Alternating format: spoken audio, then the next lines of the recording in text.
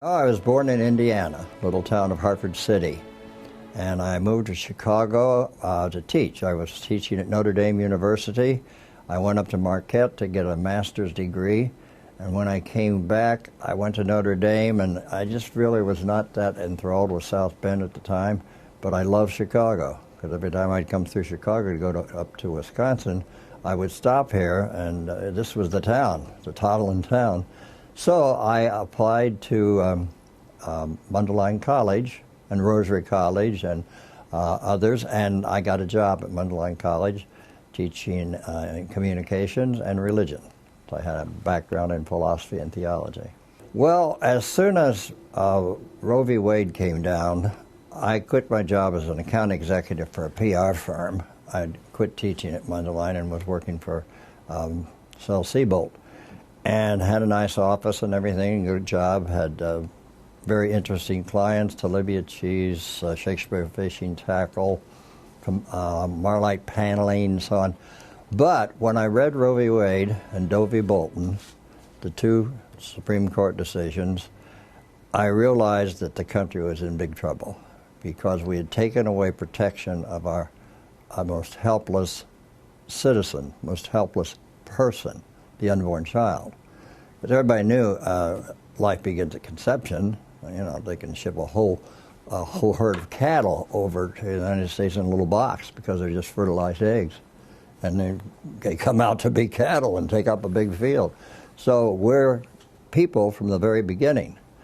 And so when I saw that I read the decisions, Roe v. Wade makes you think there's a cutoff date, there's some protection, but Doe v. Bolton knocks everything out. It's abortion on demand for the full term of pregnancy because any health problem at all that a woman might have, and that could be mental health, she's going to commit suicide or she's going to be miserable, that's sufficient reason for having an abortion. So I decided it had to be fought. So I asked my boss, and he suggested that he keep me on payroll for a few months because we had, Anne was pregnant with a little Catherine, turned out to be Catherine, and I needed that insurance, and that insurance ran until the end of May. So they kept me on half pay, but I didn't have to work. I could set up a pro-life organization. So that was in the spring of '73, right after Roe v. Wade came down in January '73. And I worked out of my home, had a desk there, and I started different things, going to the newspapers, trying to put ads in the papers. They were very expensive. I had got the idea of the hotline, putting a message on every day. People would have to call it, and I found out that I could say just about anything I wanted on the message that they called in. I just had to publicize the number. And it went out across the country. I let other people know, and other people would record my hotline in Baltimore and different cities. And so I just went 100% into pro-life work, but there was no salary or anything, so I was able to work with Illinois Right to Life Committee. I went to their meetings, and they decided to hire me on a piece basis, that I would do a job, they'd pay me for a job. Well, it turned out I was working all day and all night, so they just put me on full time, and I worked for the Illinois Right to Life Committee. But I was very aggressive. I would have pickets, protests, get other groups together. There are about 23 pro-life groups in the Chicago area. We all communicated, and we would protest at the abortion clinics. We would try to talk to the women. We did sidewalk counseling. We brought in speakers that had worked before us. We worked with other pro-life groups all over the country, everywhere we could. Gave the idea for our hotline, which was picked up by Jack Ames in Baltimore and other people. And we had worked with Eileen Vogel. We saw that the ERA was really a guarantee to make abortion firm in the Constitution. And so we fought against the ERA, passage of that. And that's where I got to know a lot of other pro-life people because they cared about the humanity of the unborn child. So it was sort of hit and miss for a while, but I started keeping records of everything I did, phone calls, meetings, and I've got 47 of these books, or 45 now.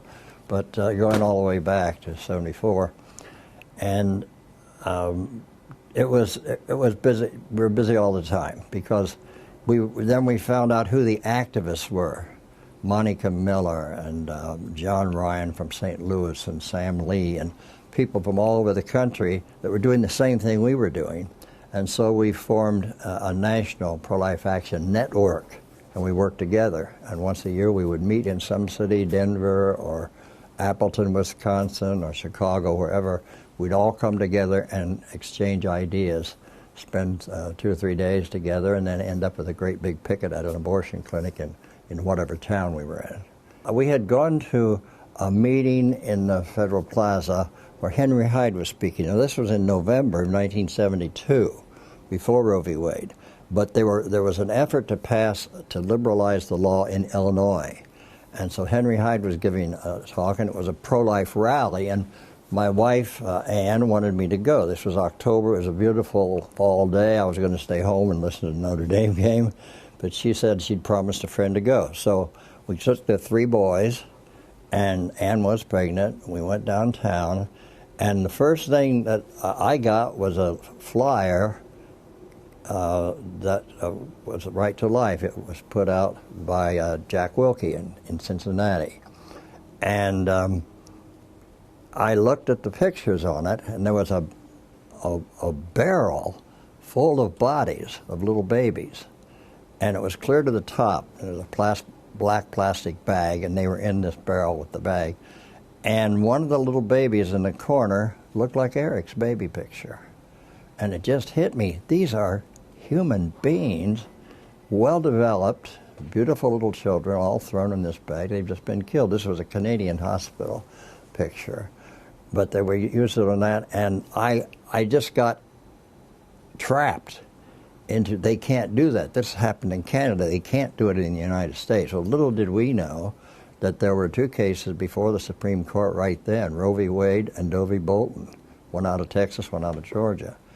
And so in January, when the Supreme Court ruled Roe v. Wade, Doe v. Bolton, the law of the land, and I read those decisions, there was nothing I could do but quit my job and start fighting abortion. And I tried staying with my job for a while, but I just lost total interest in selling more like paneling and stuff. And all I could do, I'd go over to Illinois Right to Life. They had an office set up, and I'd read everything I could find on abortion. And I would go to their meetings, and then I'd start finding other people that felt the same way.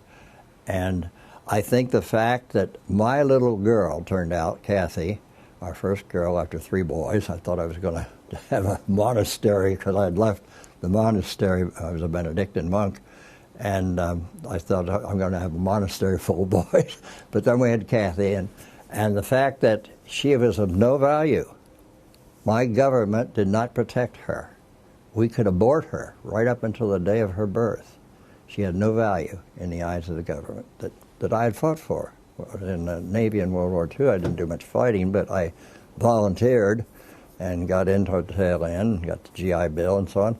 But my own government, which I love, America, the place people come to be protected and to have a value and so on, had cut out a whole segment of society that we all belonged to. Every one of us was an unborn child at one time. And our life began when our mom got pregnant. She had us. We were little. We didn't look like much, but we had everything there. The DNA. When the sperm and the egg unite, there's a new human being. The moment that conception takes place, we are a full human being. We're who we are. We're going to be male. We're going to be 6'4". We're going to be ugly, and so on. And that's just a fact. And science knows that. And the Hippocratic Oath, way back 500 years before Christ, said, I will not give a pessary to cause an abortion. Doctors took an oath not to do abortions.